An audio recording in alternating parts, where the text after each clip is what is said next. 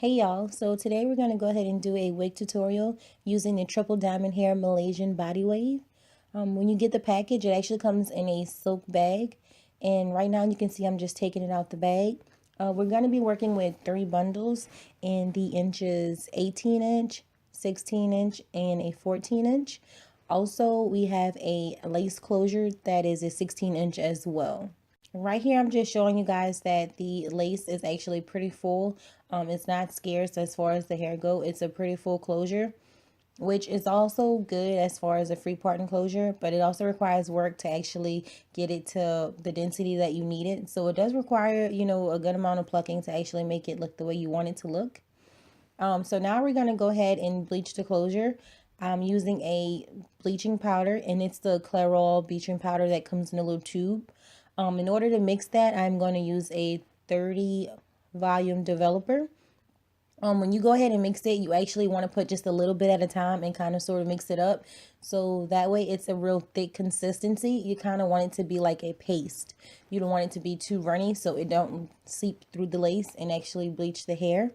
Also, I'm going to go ahead and put in a little drop of Adore. It's in the color Eggplant. I'll go ahead and link it below. And it's a purple dye, and what it does is just combat the brassiness on the lace when it kind of turns like a little orange. So you can see I didn't have enough of the bleaching powder, so I just went ahead and added a little more because I felt like I just put a tad bit too much of the developer in it. And if you do, it's okay. You can just go ahead and redo it. I did not have an actual brush. Like, I have no idea where my brush is. So yeah, I just didn't have one, so I used a spoon to mix it up. And what I'm going to go ahead and do to actually spread the bleach on top of the lace, I used like a plastic butter knife, and what I'm doing is I'm just spreading it on there as if it's like a toast or something, like very light-handed.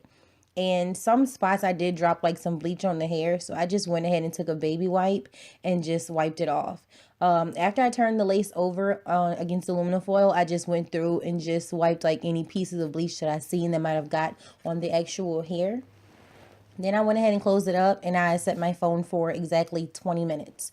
After, I didn't realize that it wasn't recording when I initially started rinsing the bleach off, but all I did was rinse it off and add some purple shampoo by Shimmer lights. I'll link the description of that at the bottom as well. And then I just went ahead and rinsed it with my Moroccan oil conditioner. So after that, I just rinsed the closure, like you would normally wash it. And then you can see right here how the closure looks. Kind of looks a little orangish, but it's really not like that in person. It looks a little red on screen if you ask me, but I think it actually came out perfect. It's going to work for me, as far as like my scalp color go. And now to go ahead and actually customize the closure, as you can see, it's straight across. I don't technically put this on top of my cork head when I do it. It's just easier for me to lay it flat and do it on top of a towel. So what I initially start doing is just like plucking the lace. I start plucking with some tweezers, and then I skip. Like, I just pluck, skip a space, pluck, skip a space. And I kind of do that for a while across the entire lace. And then I actually like part the lace a little bit and start plucking behind it. And this is just a very tedious process. You just keep doing it until you feel like the closure is actually to where you want it, to where it actually look realistic. We don't have an actual straight hairline, so it's never going to look realistic if you just take it straight out the pack and just put it on your head. As of right now, we do not offer customized closures, but maybe in the future we will go ahead and offer that for some people, because it's a very tedious process. But with a little practice, you can actually get it together, and there's a lot of tutorials here on YouTube that you can actually find out how to do this.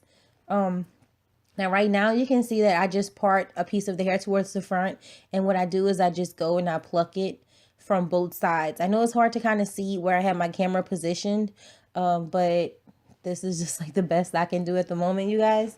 And so I just pluck on both sides, and I just continuously pluck and use a comb to comb out all of the hairs that's actually going to come, out from me plucking it.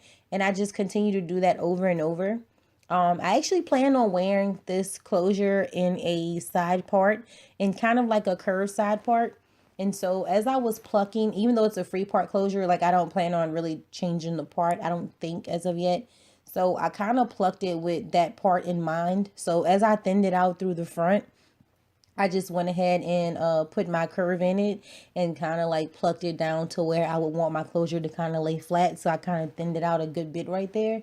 And that's all I'm doing. So you're just going to see me kind of going back and forth, you know, plucking some of the lace and then combing it out, parting in different spots just to actually thin it out, because as you can see it's really thick and it's kind of not budging. So I just did a lot of back and forth. I'm just gonna go ahead and speed it up for you guys to see, because I don't want to just keep rambling on about it. But you just keep plucking and, you know, just combing it to exactly the way that you like. It might actually seem like you're doing a lot of plucking in vain, but if you can tell right here on one side of the closure, you can see that it's sort of thinning out and it's not like literally straight across like the other side of the closure. You can kind of see the difference, you know, how the plucking starts to take effect. And so you just keep going, and once you keep going through it, you'll realize that, you know, it's actually thinning out the way you want it to.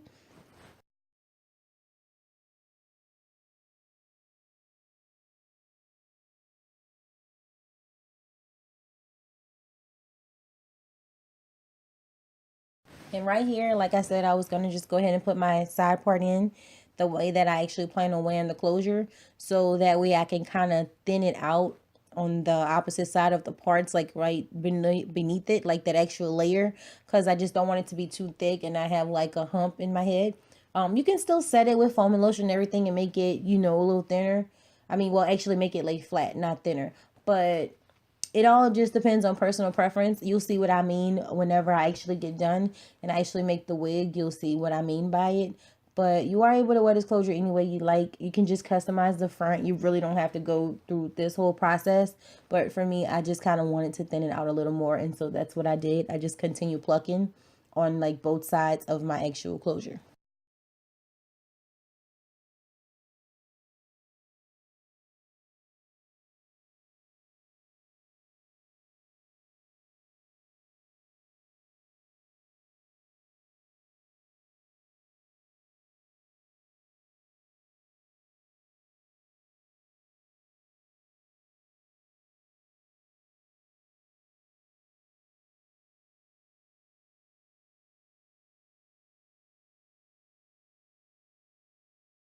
Right here, I just went ahead and sectioned off my closure into 2 rubber bands.